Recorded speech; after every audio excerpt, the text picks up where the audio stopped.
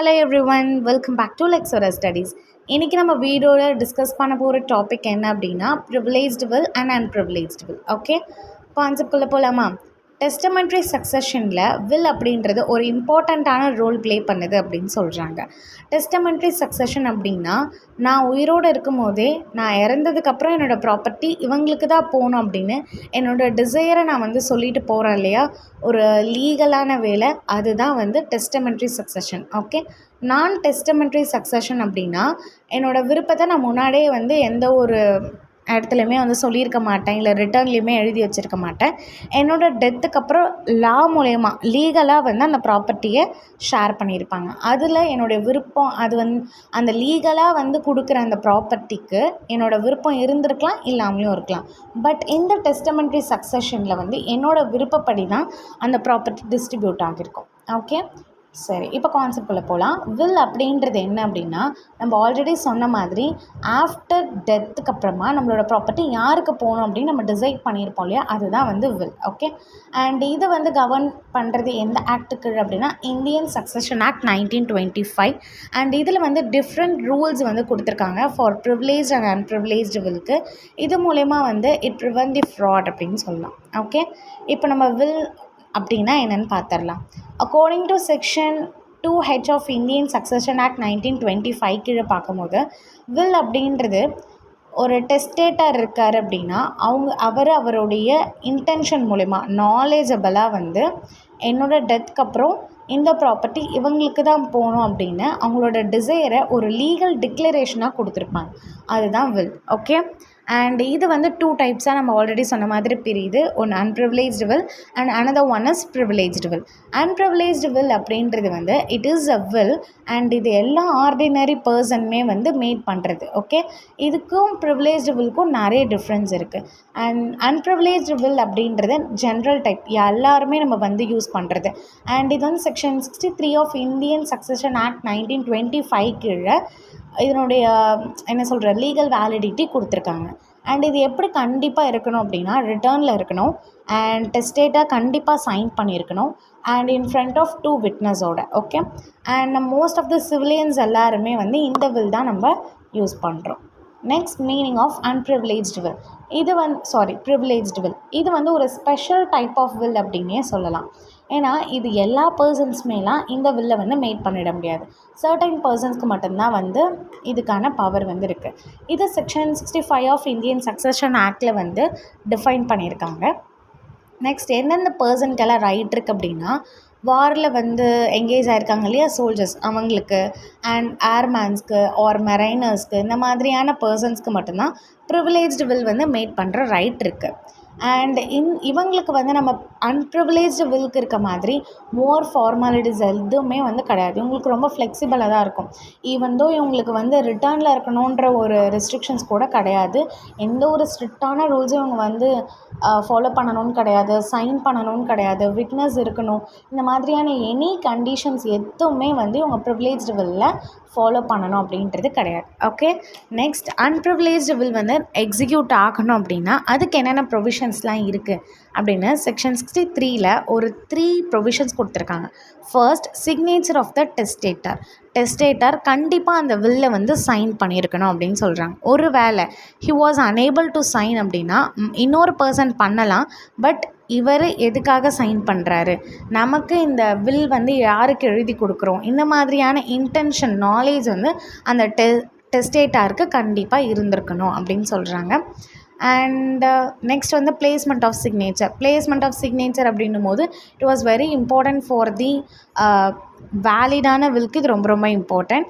And மோஸ்ட்டாக அந்த placement பற்றி எதுக்கு பேசுகிறாங்க அப்படின்னா ஒரு வில்ல யாருக்கு இந்த ப்ராப்பர்ட்டி போகணும் அப்படின்ற ஹோல் கான்செப்ட் முடிஞ்சதுக்கப்புறம் at the end of the வில்லுக்கு கீழே தான் அவர் கண்டிப்பாக சைன் பண்ணியிருக்கணும். வேறு எந்த இடத்துல அவர் சைன் பண்ணியிருந்தாலும் இட் வாஸ் நாட் அப்ளைட் அப்படின்னு சொல்கிறாங்க. அடுத்து அட்டஸ்டேஷன் பை 2 விட்னஸஸ். இந்த வில் கண்டிப்பாக 2 விட்னஸ்க்கு முன்னாடி தான் இந்த வில் மேட் பண்ணப்பட்டிருக்கணும். அண்ட் 2 விட்னஸ்மே அவரோட சைனை பார்த்துருக்கணும். அண்ட் இவர் யாருக்கு கொடுக்குறாரு அப்படின்ற நாலேஜ் அவருக்கு இருக்கணும். டெஸ்டேட்டாருக்குமே வந்து இன்டென்ஷன் இருக்கணும். அண்ட் அதுக்கடுத்து விட்னஸ்மே வந்து கண்டிப்பாக டெஸ்டேட்டார் முன்னாடி அதில் சைனும் பண்ணியிருக்கணும் அப்படின்னு சொல்கிறாங்க. அடுத்து இந்த attestation is very very compulsory in the unprivileged will. And ஒரு வேளை ஆப்சன்ஸ் இருக்காங்க, அட்டஸ்டேஷனே கிடையாது, இல்லை ப்ராப்பரான எந்த ஒரு சிக்னேச்சர் கிடையாது அப்படின்னா அந்த வில் நாட் வேலிட், அதாவது இன்வேலிட் அப்படின்னு சொல்கிறாங்க. ஓகே, அன்ப்ரிவிலேஜ்டு வில் அப்படின்றது ரிட்டர்னில் இருக்கணும், சிக்னேச்சர் இருக்கணும், அண்ட் 2 விட்னஸ் வந்து கண்டிப்பாக இருக்கணும்.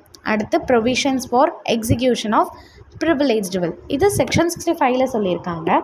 அண்ட் ஆல்ரெடி சொன்ன மாதிரி it was only applicable to certain persons, they are soldier, mariner and airman, இவங்க எல்லாருக்குமே. அண்ட் இது வந்து எதுக்காக இவங்களுக்கு மட்டும் கொடுக்குறாங்கன்னா, பிகாஸ் அவங்க இருக்கிற அந்த சர்க்கம்ஸ்டன்சஸ் பார்த்து அவங்களுக்கு ரிஸ்க்கான சர்க்கம்ஸ்டன்சஸ், ஒரு எமர்ஜென்சி கண்டிஷனில் இருப்பாங்க, அப்போ அவங்களோட ப்ராப்பர்ட்டி யாருக்கு போகணுன்றது வந்து அவங்க சொல்லுவாங்க இல்லையா. ஸோ அந்த டைமில் வந்து இந்த மாதிரியான ஃபாலோ பண்ண முடியாது ரூல்ஸ் எல்லாம் அப்படின்றதுக்காக தான் இவங்களுக்கு வெரி ஃப்ளெக்சிபிலிட்டியாக கொடுத்துருப்பாங்க. ஃபர்ஸ்ட் வந்து ஃபார்ம் ஆஃப் ப்ரிவிலேஜ்டு வில், இது வந்து ப்ரிவிலேஜ்டு வில்லான ஃபார்மில் இருக்கணும், அதாவது ரிட்டர்ன்லேயும் இருக்கலாம், ஓரல்லையும் இருக்கலாம். எந்த ஒரு ஸ்ட்ரிக்டான ஃபார்மாலிட்டிஸுமே இவங்க வந்து ஃபாலோ பண்ணணுன்ற அவசியம் கிடையாது. Second, no mandatory signature. நம்ம ஃபஸ்ட் பாயிண்டில் சொன்ன மாதிரி தான், ரிட்டர்ன்லவே இருக்கக்கூடாதுன்னு சொல்லியாச்சு. ஸோ எந்த ஒரு சிக்னேச்சருமே இதுக்கு வந்து தேவை அப்படின்னெல்லாம் கிடையாது. அப்போ தான் இது வந்து வேலிட் அப்படின்னெல்லாம் யாரும் சொல்ல மாட்டாங்க. So signature is not necessary. No compulsory attestation, 2 witness கண்டிப்பாக முன்னாடி இருக்கணும் அப்படின்னு நம்ம அன்ப்ரிவிலேஜில் சொன்னோம் இல்லையா. ஸோ அது ப்ரிவிலேஜ்டு வில்க்கு வந்து அப்ளிகபிள் ஆகாது. அடுத்து ஓரல் வில், இது வந்து ரிட்டர்னில் தான் கம்பல்சரியாக இருக்கணும், அப்போ தான் வேலிட் அப்படின்னெல்லாம் கிடையாது. இது வந்து ஓரல்லையுமே வந்து இருக்கலாம் அப்படின்னு சொல்லியிருக்காங்க. பட் ஓரலில் அவங்க வந்து என்னோடய ப்ராப்பர்ட்டி உங்களுக்கு தான் போகணும் அப்படின்னு சொல்லிட்டு அவங்க ஓரலாக சொல்லிட்டாங்க அப்படின்னா, அடுத்து அவங்க வந்து சொன்னதுக்கப்புறம் அவங்க 1 மந்த் வந்து உயிரோடு தான் இருக்காங்க அப்படின்னா இட் வாஸ் நாட் அப்ளிகபிள். அவங்க திருப்பி வந்து அந்த வில் வந்து ரிட்டர்ன்லேயோ இல்லை திருப்பி வந்து ஓரல்லையோ வந்து சொல்லணும்.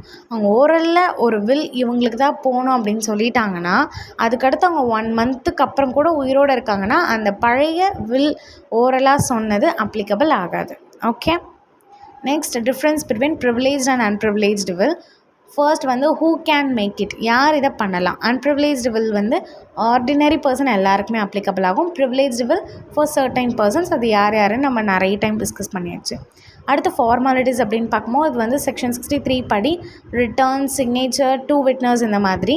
பட் ப்ரிவிலேஜ்டு வில் அப்படின்றது செக்ஷன் 65 படி பார்க்கும்போது ரிட்டர்ன் ஆர் ஓரலில் இருக்கலாம், எந்த ஒரு ரூல்ஸையுமே வந்து ஃபாலோ பண்ணணும் அப்படின்றது எதுவுமே கிடையாது உங்களுக்கு. அடுத்து அட்டஸ்டேஷன், 2 விட்னஸ் இருக்கணும், பட் இங்கே தேவை கிடையாது. சிக்னேச்சர் இங்கே மேண்டேட்ரி, பட் இங்கே கம்பல்சரி கிடையாது. வேலிடிட்டி இன் எமர்ஜென்சி, அப்படியெல்லாம் இதில் எந்த ஒரு ப்ரொவிஷன்ஸுமே வந்து கொடுக்கல அன்ப்ரிவிலேஜில்.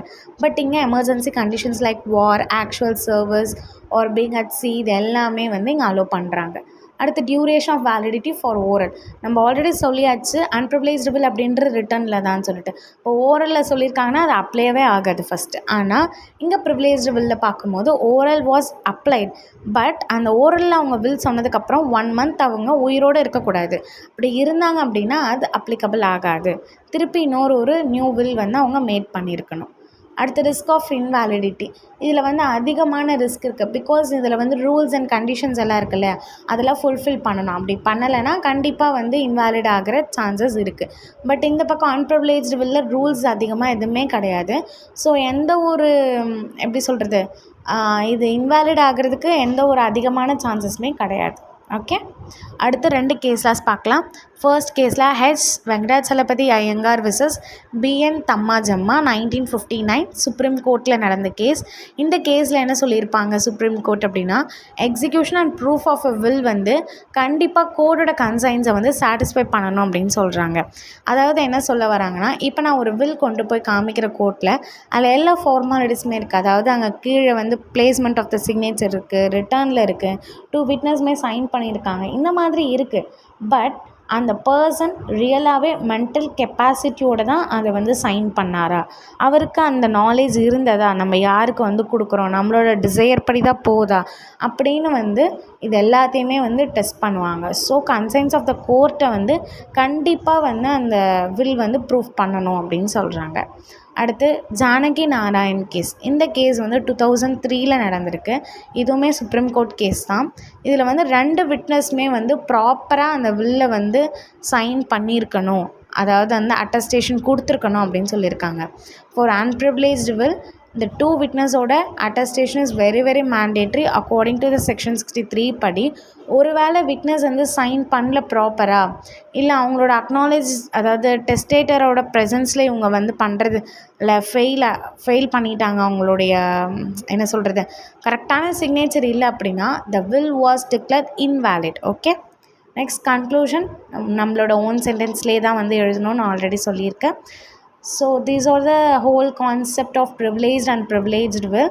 இது வந்து ரொம்ப ரொம்ப ஒரு இம்பார்ட்டண்ட்டான டாபிக்மே சொல்லலாம். And I think it was very useful. And any doubts இருந்துச்சுன்னா கமெண்ட் கிளிக் பண்ணுங்கள். நம்ம வந்து நெக்ஸ்ட் வீடியோவில் இதை வந்து கிளியர் பண்ணிடலாம். தேங்க்யூ ஃபார் வாட்சிங். பாய்.